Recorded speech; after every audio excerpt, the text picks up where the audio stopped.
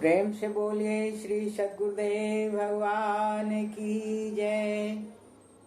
श्री आनंद कंद भगवान की जय। परमाराध्य जगत जननी श्री माता जी की जय।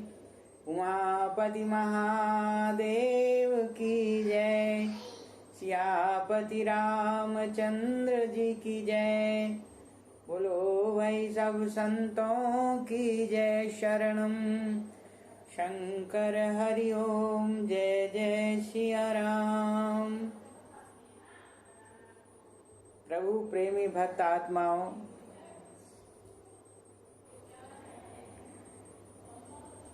प्रेमी सज्जनों, भाई बहनों, श्री गुरु महाराज जी के चरण कमलों की असीम अनुकंपा से और हरि बोल यूट्यूब चैनल के माध्यम से आज हम फिर एक सत्संग की कड़ी के अंदर प्रवेश कर रहे हैं। सज्जनों, जैसा कि पहले भी मैंने बार बार कहा है, सत्संग बड़ा भाग्य का विषय है। सत्संगत दुर्लभ संसारा, निमिख दंड भर एक ही बारा। जब बहुकाल करी है सत्संगा, तभी होए संशय का भंगा। संत तुलसीदास जी महाराज कहते हैं कि बड़े भाग्य से सत्संग की प्राप्ति होती है।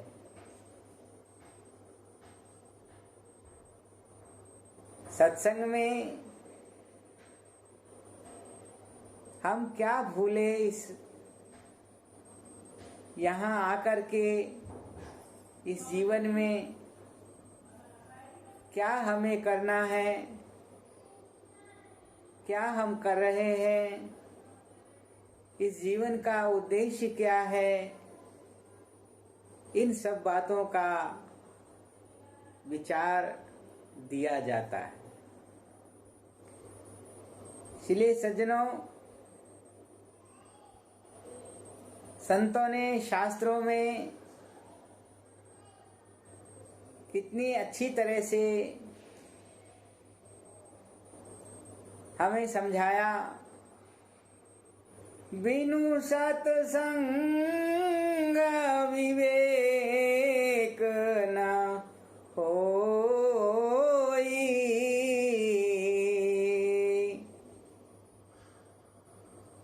बिनु सत्संग विवेक न होई। राम कृपा बिनु सुलभ न सोई। और वह बिना भगवान की कृपा के प्राप्त नहीं होता है। सत्संग बिना प्रभु की कृपा के सुलभ नहीं होता है। इसलिए तो कहा गया, सुत दारा और लक्ष्मी पापी घर भी हो। संत समागम हरि कथा तुलसी दुर्लभ दो। तुलसीदास जी कहते हैं, सुत माने पुत्र, सुंदर पुत्र भी हो। दारा माने स्त्री, सुत दारा, और लक्ष्मी घर में धन वैभव भंडार हो, भौतिक साम्राज्य पूरा हो। रावण के पास ये सब कुछ था। सुत दारा और लक्ष्मी, पापी घर भी होए। संत समागम हरि कथा तुलसी दुर्लभ दो। ये दोनों चीजें जो हैं, कहते हैं कि दुर्लभ है। इसलिए सज्जनों, सत्संग को हमें बड़े दत्तचित होकर के एकाग्र मन से और श्रवण करना चाहिए। कहते हैं मज्जन फल पेखिए तत्काला, काक होई पिकवा कहीं मराला। सुनी आश्चर्य करही जन कोई, सतसंगति महिमा नहीं गोई, सतसंगति महिमा नहीं गोई। कहते हैं मज्जन फल पेखिए तत्काला, सत्संग का जो फल है कहते हैं तत्काल मिलता है। मज्जन फल पेखिए तत्काला, काक होई पिक बकऊं मराला। कैसे? कहते हैं कौआ जो है कोयल बन जाता है, स्वभाव में परिवर्तन हो जाता है। काक होई पिक बकऊं मराला, और बगुला वृत्ति का जो आदमी है वह हंस बन जाता है। हंस, हंस माने जो सार और असार को अलग करने में सक्षम है। हंस की चोंच के अंदर एक ऐसी कुदरत ने विशेषता दी है, एक उसके चोंच में इतनी छलनी पाई जाती है, यदि हम दूध और पानी को एक साथ रख देंगे तो वह दूध को ग्रहण कर लेगा और पानी को छोड़ देगा, असार को छोड़ देगा और सार को ग्रहण कर लेगा। तो सत्संग का श्रवण करने से मन के अंदर, मनुष्य के अंदर हृदय परिवर्तन होता है और वह सत्य और असत्य के प्रति जागरूक हो, चैतन्य हो जाता है कि क्या सही है और क्या गलत है, क्या हमें करना चाहिए और क्या हमें नहीं करना चाहिए। ये सत्संग से हमें पता लग जाता है। मज्जन फल पेखिए तत्काला, काक होई पिक बकऊं मराला। सुने आश्चर्य करें जन कोई। कहते हैं सज्जनों, ये सुनकर के आश्चर्य मत करना। सुन आश्चर्य करें जन कोई, सत्संगति महिमा नहीं गोई। सत्संग का जो प्रभाव है वो कहते हैं किसी से छुपा हुआ नहीं है। वाल्मीकि नारद घट जोनी, निज निज मुखन कही निज होनी। कहते हैं जो रत्नाकर डाबू थे,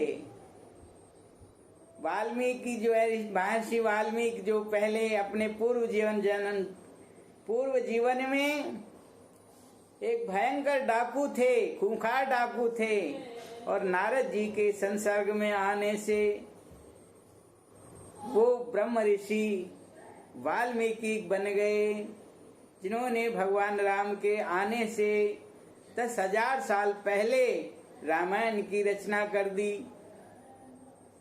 तो सज्जनों, ये सत्संग का प्रभाव है। इसलिए संतों ने बार बार समझाया, बार बार बताया, हे मनुष्य, हे मानव, अपने जीवन में सत्संग की चाह रखिए। क्योंकि कहते हैं आंख भी वही सफल हैं, नेत्र भी वही सफल हैं जिनसे भगवान के दर्शन किए जाते हैं, संतों के दर्शन किए जाते हैं। लोचन मोर पंख जिन लेखा, कहते हैं लोचन मोर पंख जिम लेखा। कैसे? कहते हैं जिन्होंने नैनन संत दरस नहीं देखा, लोचन मोर पंख कर लेखा। गोस्वामी तुलसीदास जी कहते हैं, जिन्होंने इन नेत्रों से संतों के दर्शन नहीं किए, प्रभु के दर्शन नहीं किए, कहते हैं लोचन मोर पंख जिम लेखा। जैसे मोर का पंख होता है और उसके अंदर आंख की आकृति होती है, लेकिन उस आंख से देखा नहीं जा सकता। इसी तरह से कहते हैं, जिन नेत्रों ने संतों के दर्शन नहीं किए, वो आंख मोर के चंदूले के ही समान हैं। जिन हरि भक्ति हृदय नहीं आनी, जीवत सब समान ते प्राणी। रामचरितमानस में लिखा तुलसीदास जी ने, जिन हरि भक्ति हृदय नहीं आनी, जिन्होंने अपने हृदय के अंदर प्रभु की भक्ति को धारण नहीं किया, संतों के शरण में जाकर के और भगवान की भक्ति को जाना नहीं। जिन हरि भक्ति हृदय नहीं आनी, जीवत सब समान ते प्राणी। कहते हैं वो जीते जी सबके समान हैं, जीते जी लाश के समान हैं। तो सजनों, इतनी बड़ी बात संतों ने बोल दी, तो हमें गौर करना है। इसलिए तो गुरु नानक देव जी कहते हैं, तू सुमिरन कर ले मेरे मना, तेरी बीती उम्र हरि नाम बिना, तेरी बीती उम्र हरि नाम बिना, तू सुमिरन कर ले मेरे मना, तू सुमिरन कर ले मेरे मना। हे मानव, प्रभु की भक्ति करो, सुमिरन करो। कैसे? नहीं तो ये जीवन बीत जाएगा। कहते पंछी पंख बिना, हस्ती दंत बिना, नारी पुरुष बिना।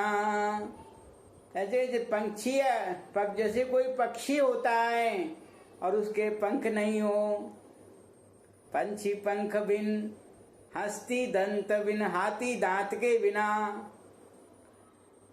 नारी पुरुष बिना। जैसे नारी जो है उसका कोई पुरुष नहीं हो, पति नहीं हो, तो कहते हैं वो शोभा नहीं देती है। इसी तरह से कहते हैं, वैश्या पुत्र पिता बिनु हीना, तैसे प्राणी हरि नाम बिना। जैसे कोई वैश्या का पुत्र हो तो वह किसको पिता कह सकता है? किसी को पिता नहीं कह सकता। वैश्या पुत्र पिता बिनु हीना, तैसे प्राणी हरि नाम बिना। ऐसे ही मनुष्य जो है भगवान के नाम के बिना है। इसलिए कहते हैं, देह नैन बिन, जैसे शरीर हो और उसमें आंख नहीं हो, देह नैन बिन, रैन चंद्र बिन, धरती मेघ बिना। शरीर बिना आंख के, रात्रि बिना चंद्रमा के, और धरती बिना बादलों के जिस प्रकार होती है, उसी प्रकार से कहते हैं मानव का जीवन भगवान की भक्ति के बिना है। जैसे पंडित वेद विहूना, तैसे प्राणी हरि नाम बिना। जैसे कोई पंडित हो, पंडित कुल में, ब्राह्मण कुल में जन्मा हो और उसके कर्म ब्राह्मण जैसे न हो, वेद विहुना, वेदों से शास्त्रों से उसके अनुसार उसकी दिनचर्या न हो, उसका आचरण न हो, तो कहते हैं ऐसे जैसे प्राणी हरि नाम बिना। ऐसे ही कहते हैं वो प्राणी जो है भगवान की भक्ति के बिना है, शोभा नहीं देता है। कूप नीर बिनु धेनु क्षीर बिना, मंदिर दीप बिना। किसी कुएं में अगर जल नहीं हो तो वो भी शोभा नहीं देता। कूप नीर बिन, धेनु क्षीर बिन, गाय के नीचे दूध नहीं हो तो गाय की भी कोई कदर नहीं होती है, अच्छी नहीं लगती है, शोभा नहीं देती है। कूप नीर बिनु धेनु क्षीर बिन, मंदिर दीप बिना। किसी घर के अंदर, मंदिर के अंदर यदि दीपक की रोशनी न हो, लाइट न जलती हो तो कहते हैं वो भी शोभायमान नहीं होता। जैसे तरुवर फल बिनु हीना, तैसे प्राणी हरि नाम बिना। जैसे कहते हैं किसी पेड़ के अंदर कोई फल नहीं लगता हो तो वो भी शोभा नहीं देता है, उसकी भी शोभा नहीं है। ऐसे प्राणी हरि नाम बिना, कहते हैं ऐसे ही मानव जो है प्रभु नाम के बिना शोभा नहीं पाता है। काम क्रोध मद लोभ निवारो, और माया छोड़ सतगुरु सिर धारो। गुरु नानक देव जी का ये पद है और वो अपने पद में लिखते हैं, कहते हैं काम क्रोध मद लोभ निवारो। कहते हैं काम क्रोध अहंकार लोभ को जो है कहें दूर करो, और माया छोड़ सतगुरु सिर धारो। गुरु महाराज जी के पास जाओ, संतों के पास जाओ, जिससे ये काम क्रोध मद लोभ अहंकार माया से छुटकारा मिले। नानक कहे सुनो भगवंता, या जग में नहीं को अपना, तू सुमिरन कर ले मेरे मना, तेरी बीती उमर हरि नाम बिना। सजनों, गुरु नानक देव जी कहते हैं इस संसार में कोई किसी का नहीं है, कोई अपना नहीं है। हम एक दिन अकेले आए थे और अकेले ही हमें जाना पड़ेगा, इसलिए हमें उस दिन की उस दिन की याद कि जिस दिन चल चल चल होगी। कहते हैं संत, कहते हैं उस दिन के लिए तैयारी करो, जो हमारे साथ जाने वाली चीज है उसका संग्रह करो, उसकी चिंता करो। इसलिए तो गुरु नानक देव जी कहते हैं, नानक कहे सुनो भगवंता, या जग में नहीं को अपना। गुरु नानक देव जी कहते हैं अपना कौन है? अपना सिर्फ परमपिता परमात्मा है।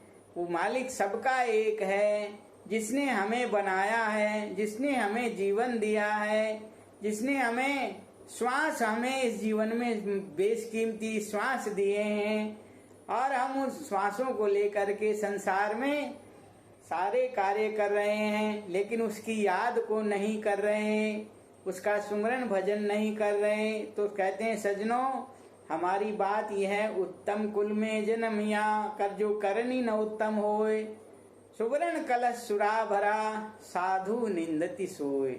कहते हैं उत्तम कुल में जन्मिया, ये मनुष्य जीवन हमारा उत्तम कुल है।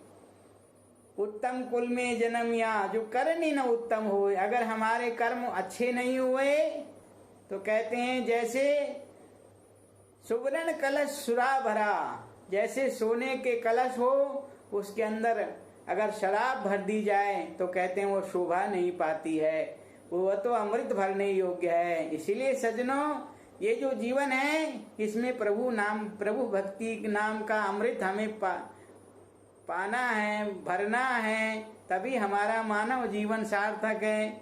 इसलिए कबीर साहब कहते हैं, चलती चक्की देख कर दिया कबीरा रोए, दो पाटन के बीच में खा साबुत बचा न कोई। कहते हैं भाई,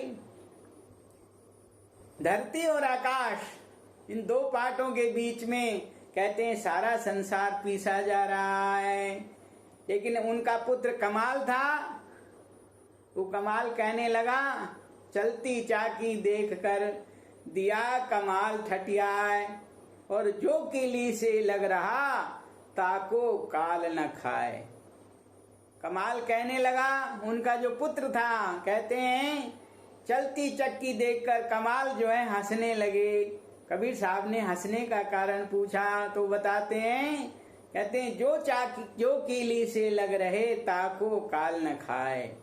जैसे चक्की में जो दाना होता है और कीली के पास जो दाना लगा रहता है उसका बाल भी बांका नहीं होता, वह पिस करके आटा नहीं बनता है। इसी तरह से सज्जनों, जो प्रभु नाम की कीली के साथ लगे रहते हैं, जो संतों की सेवा में, संतों के सत्संग में, हरि कथा में अपने जीवन को लगाते हैं तो उनका जीवन धन्य हो जाता है, उनका जीवन भी जो है सफल हो जाता है। इसलिए सज्जनों, ज्यादा न कहते हुए मैं तो आप सबसे यही प्रार्थना करूंगा, ये जीवन अनमोल है, मनुष्य जीवन अनमोल रे, माटी में ना रोल रे, अब तो मिला है फिर न मिलेगा, कभी नहीं कभी नहीं कभी नहीं रे। तो सज्जनों, ये सुंदर अवसर मनुष्य जीवन पाने का हमें मिला है। इसमें हम गुरु महाराज जी से सत्संग प्राप्त करके, सेवा करके, उनसे आत्मज्ञान को प्राप्त करके मनुष्य जीवन को सफल बनाएं। इतना ही कह करके आज के इस कड़ी को विश्राम देंगे। आप सबका मंगल हो, आप सबका कल्याण हो। गुरु महाराज जी कृपा सब पर, भक्तों पर बनी रहे, इसी कामना के साथ सबको जय श्री सच्चिदानंद। हरि शरणम हरि शरणम हरि शरणम हरि शरणम।